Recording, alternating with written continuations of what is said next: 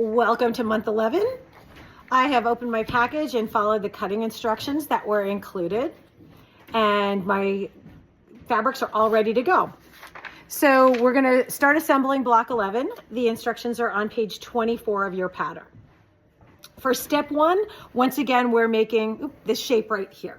Okay, so this is something that we've done a number of times. What you're going to do is with all of the print fabric squares that you cut, you're going to draw a diagonal line across the back of all of them. Then we're going to take our background fabric rectangle, line up one of our squares in this direction, again just following the orientation in the book, and you're going to sew right on that line. I have one that's done here. So we're going to sew right on that line, and then you're going to trim to the outside edge. You can just trim 1/4 of an inch like this. Put your 1/4 inch on the seam line and trim off that excess, and then press this back. Next, you'll take your second triangle, and again, you're going to do this in a, put this in the parallel orientation here. So your line is going to be parallel to the other one that you've drawn. Once this is pressed, it'll be a little bit easier, but again, you'll sew right on that line. Once you've sewn right on that line, again, you can cut away the excess over here, which is going to make the shape that looks like this. So you're going to do this for all 4 of your print fabrics using your prints and your background rectangles. Okay, so let's move on to step 2. For step 2, we're going to take one of the print triangles that were cut. Again, we had cut a square, and this was the one that you cut diagonally twice. So this is kind of 1/4 of the square that you cut in your cutting instructions. And now we're going to make the shape that you see for unit 2. So I'm going to take my background triangle or triangles, and I'm going to line this up with the bottom corner. I'm going to sew along this line, or 1/4 inch seam allowance on this seam. I'm going to press it, and then I'm going to add the other triangle as well. So I'm making a shape that is a flying geese block.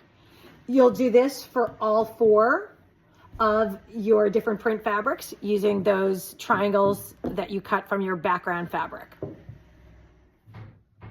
Okay, so now that we have made our flying geese in step 2, we do need to trim these based on the dimensions that were added in step 2 right here. So what I'm going to do is trim them down.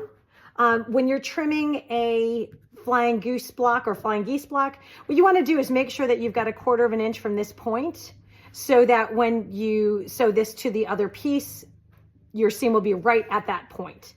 So what I'm going to do is put my 1/4 of an inch there, and I'm going to trim this down. I'm just going to keep my lines parallel to the bottom here, so when I trim the other side, I know I'm not going to get a wonky shape. So I'll go ahead and trim that piece off, flip it around, and trim it to size. Okay, and then again, to trim the other 2 sides, I'm going to put my ruler, or put this point on the halfway mark of my dimension, and I'll trim both of these sides as well. Okay, so you're going to trim these down to the dimensions listed on page 24 of your pattern. Okay, so once these are trimmed down, we're going to move on to step 3. And in step 3, we're going to take the unit that we created in step 1, the unit that we created in step 2, and we're going to sew those 2 together. Okay, this is the unit that we're making. So go ahead and trim all of your step 2s down to the appropriate size, and then put your 2 pieces together as indicated in step 3.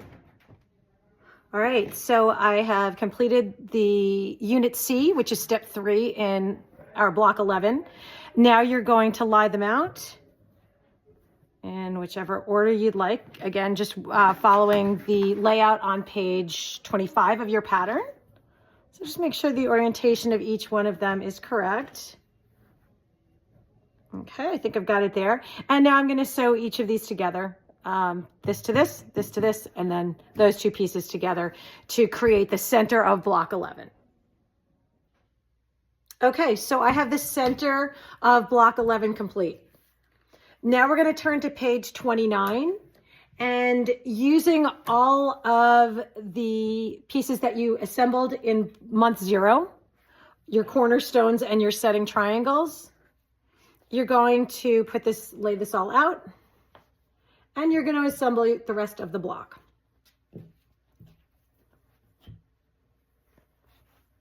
Okay, so again, I usually lie this out just to make sure I'm putting everything in the right place.